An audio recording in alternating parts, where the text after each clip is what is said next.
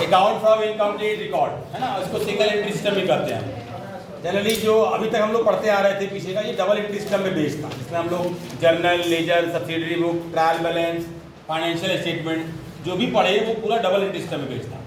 Double entry system जो होती है अपने आप में वो complete each and every transaction properly record करती है, मतलब एक एक चीज़ की प्रॉपर रिकॉर्डिंग होती है। आपने देखा हो कुछ गलतियाँ हुई तो उनको भी सुधारने की प्रक्रिया होती है उसमें।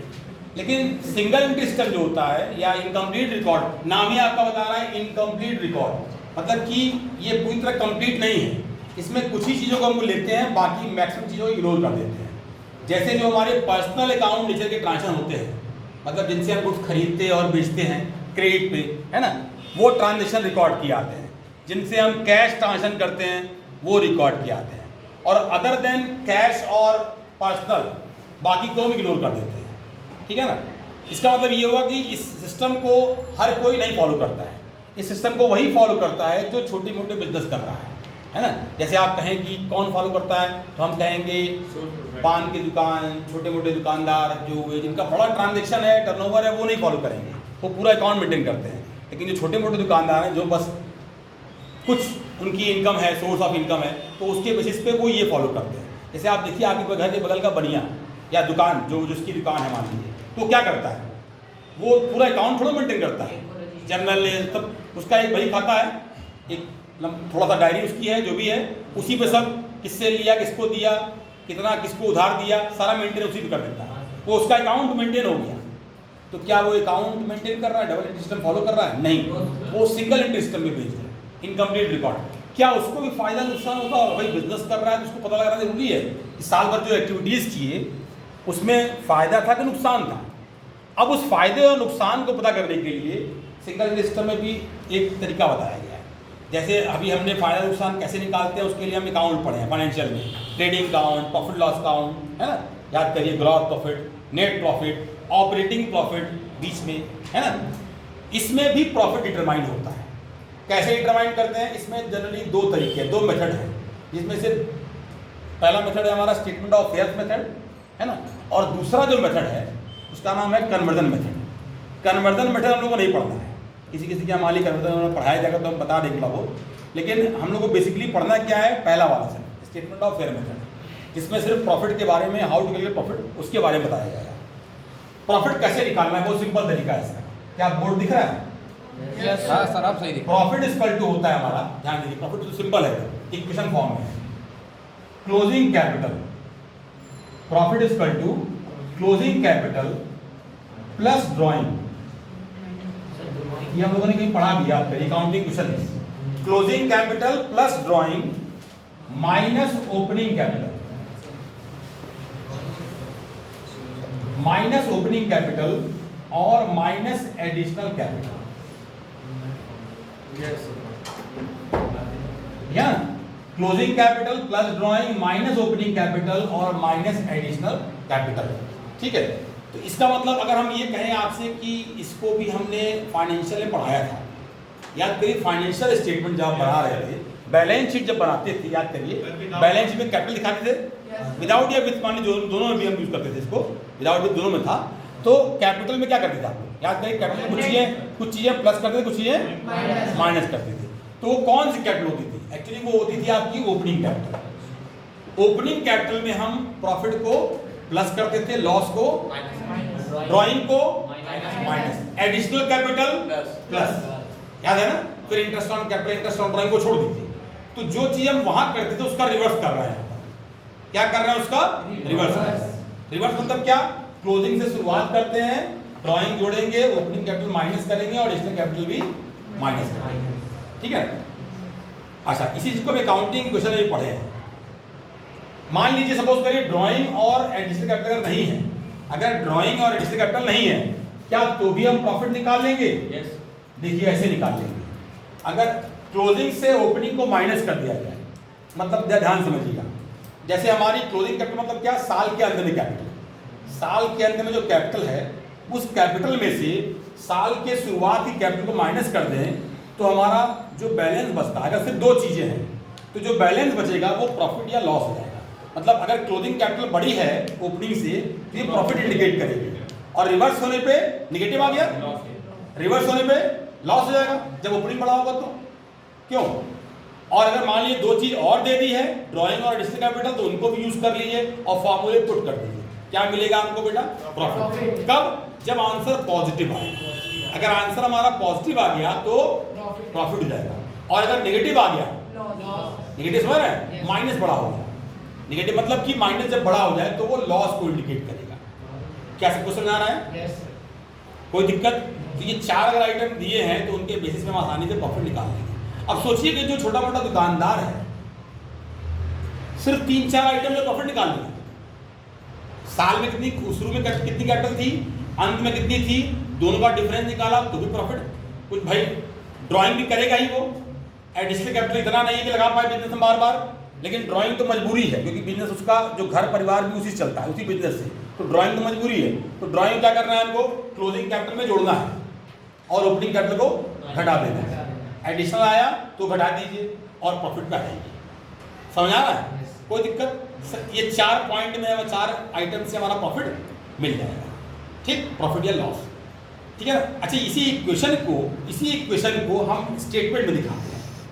इसी इक्वेशन को हम स्टेटमेंट में दिखाते हैं। उस स्टेटमेंट का नाम है स्टेटमेंट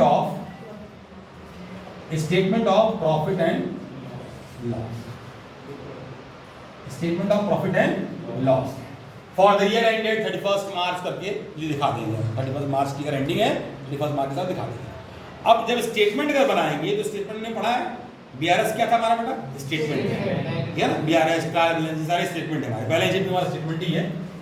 इसी जो वर्ड जो हमने हॉरिजॉन्टल लिखा है इक्वेशन, उसी को वर्टिकल लिख देंगे। स्टेटमेंट में क्या करेंगे बेटा हम लोग? जो हमने हॉरिजॉन्टल लिखा है इक्वेशन उसी को वर्टिकल लिख दीजिए। मतलब क्या? Closing capital plus drawing minus opening capital और माइनस एडिशनल कैपिटल। यही है इक्वेशन हमारा जिसको हमने वर्टिकली लिख दिया। क्या समझ आ रहा है? सेम चीज है, कोई अंतर नहीं है इसमें, है ना? ये हॉरिजॉन्टल लिखा गया है और ये स्टेटमेंट में आके वर्टिकल हो गया है। कोई कंफ्यूजन? क्या सबको समझ आ रहा है? अच्छा, ये तो हो गया हमारा स्टेटमेंट ऑफ प्रॉफिट लॉस, जिसको बनाना मस्ट है क्योंकि प्रॉफिट निकालना है ना? अब आते हैं और क्या बन सकता है इसमें। ध्यान दीजिएगा, कभी कभी क्या होता है क्वेश्चन में क्लोजिंग कैपिटल नहीं दिया होता है, क्लोजिंग कैपिटल या ओपनिंग कैपिटल नहीं दिया होता है, तो याद रखिए बिना क्लोजिंग और ओपनिंग कैपिटल के आपका प्रॉफिट नहीं निकलेगा। ये नहीं दिया हो चल जाएगा, ये नहीं दिया हो तो भी चल जाएगा, लेकिन अगर कहें कि क्लोजिंग और ओपनिंग नहीं दिया एक आध तो नहीं चल पाएगा, तो प्रॉफिट आपका नहीं डिटरमाइन होगा। इसका मतलब इन दोनों का निकलना मस्ट, क्लोजिंग और ओपनिंग कैपिटल। क्या सबको समझ आ रहा है? क्लोजिंग और कैपिटल मोस्ट इंपॉर्टेंट टर्म है आपके statement of profit and loss में। तो अब कैसे निकालेंगे? अगर मान लीजिए क्लोजिंग कैपिटल नहीं दिया है या ओपनिंग कैपिटल नहीं दिया है, कैसे निकालेंगे? हमने इक्वेशन पढ़ा है, capital equal to asset minus liability. कहीं पढ़े हम लोग? Capital equal to asset minus liability. नहीं भी पढ़े हैं तो बैलेंस शीट तो पढ़े हैं, ये तो नहीं कर सकते आपके नहीं पढ़े हैं। बैलेंस शीट पढ़े हैं, याद करिए बैलेंस शीट में राइट साइड क्या होती है? Right side. नाक पर कटवाइए, और ये पढ़े हैं तो कह right side liability asset. Right side क्या होगी हमारी? एसेट। और लेफ्ट साइड क्या होती है? Liabilities and capital. याद करिए लायबिलिटीज एंड कैपिटल। अगर एसेट दिया हो, लायबिलिटी दी हुई हो, क्या कैपिटल निकाल लेंगे? यही फार्मूला है, ठीक है ना? तो मान लीजिए क्वेश्चन में अगर ओपनिंग कैपिटल नहीं दिया है, ठीक है, अगर क्वेश्चन में ओपनिंग कैपिटल नहीं दिया है तो ओपनिंग एसेट्स दी होगी, cash, bank, stock, furniture, whatever, सबका ओपनिंग बैलेंस दिया होगा, ठीक है ना? उस सारे एसेट्स में से ओपनिंग की जितनी लायबिलिटीज हैं उनको माइनस कर दीजिए, क्या मिलेगा? कौन सा कैपिटल? Opening capital. इसका मतलब सारी ओपनिंग के नेचर की जितनी इंफॉर्मेशन है अगर हम यूज कर लें, इन दोनों को ओपनिंग वाले जितने इंफॉर्मेशन यूज कर लें तो हमारी ओपनिंग कैपिटल मिल जाएगी। बोलिए, एसेट माइनस लायबिलिटी है ना होता है बेटा कैपिटल निकालने के लिए। अगर सारी हमारी ओपनिंग एसेट्स लायबिलिटीज हैं तो उन दोनों का डिफरेंस क्या होता है? Opening capital. अच्छा, क्लोजिंग के लिए क्या होगा? सर उसी को क्लोजिंग, उसी को मतलब क्या, सारी एसेट्स लायबिलिटी अगर क्लोजिंग की दी हुई हो, सारी एसेट्स और लायबिलिटी अगर क्लोजिंग की दी हुई हो तो क्लोजिंग कैपिटल मिल जाएगा। बस हम यहां पर हटा दें क्या, यहां हम क्लोजिंग लिख दें तो क्या हो गया सर, क्लोजिंग कैपिटल हो गया। सर ओपनिंग और क्लोजिंग कैपिटल एसेट होता है ओपनिंग और क्लोजिंग एसेट। जैसे क्या हमारे पास, अब सिंपल सी बात समझिएगा, 1 अप्रैल को 10,000 कैश था, क्या एक साल बाद 31 मार्च को 10,000 कैश होगा?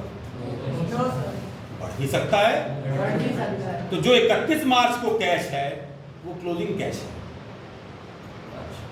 जो 1 अप्रैल को कैश है ओपनिंग कैश है। सर एक बैलेंस हमारे पास, सुनिए सुनते जाइए, अभी आपका आंसर देना बाकी है। हमारे पास फर्नीचर 50,000 का था शुरुआत में, साल के आते आते 70,000 हो गया। हो सकता है कि नहीं हो सकता है? 20,000 खरीदे होंगे। डिप्रेशन सब छोड़, डिप्रिसिएशन भूल जाइए। डिप्रिसिएशन से क्या मतलब है, आप इनकम्प्लीट रिकॉर्ड फॉलो कर रहे हैं। आप क्या फॉलो कर रहे हैं? Incomplete record. डिप्रेशन का यूज आ सकता है, एडजस्टमेंट जब कुछ आएंगे तो बताएंगे उसको। फिलहाल अभी आप ये समझिए, एक भाई 12 महीने में 365 दिन न होते हैं, दुनिया इधर इधर हो जाती है। ये तो एसेट और लायबिलिटीज हैं, ये तो एसेट और लायबिलिटीज हैं। तो जो ओपनिंग था क्या वही क्लोजिंग दिखेगा? वो तो गड़बड़ कर सकता है ना। मेरी बात में आ रही है? आंसर मिल गया।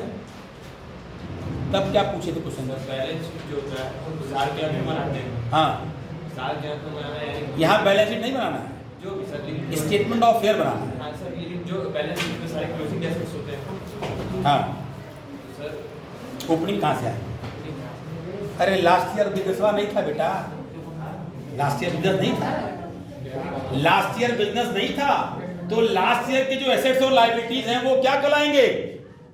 ओपनिंग एसेट और लायबिलिटीज। लास्ट ईयर की क्लोजिंग स्टॉक क्या होता है? करंट ईयर का ओपनिंग स्टॉक। लास्ट ईयर अगर पढ़े हैं आप ना, लास्ट ईयर का क्लोजिंग स्टॉक क्या होता है? नेक्स्ट ईयर का ओपनिंग स्टॉक। तो लास्ट ईयर जो हमारे, लास्ट ईयर मतलब समझते हैं, जैसे मान ली 31 मार्च 16 लास्ट ईयर था और 31 मार्च 17 करंट ईयर, ठीक है ना। तो 31 मार्च 16 और 1 अप्रैल 16 में कितने दिन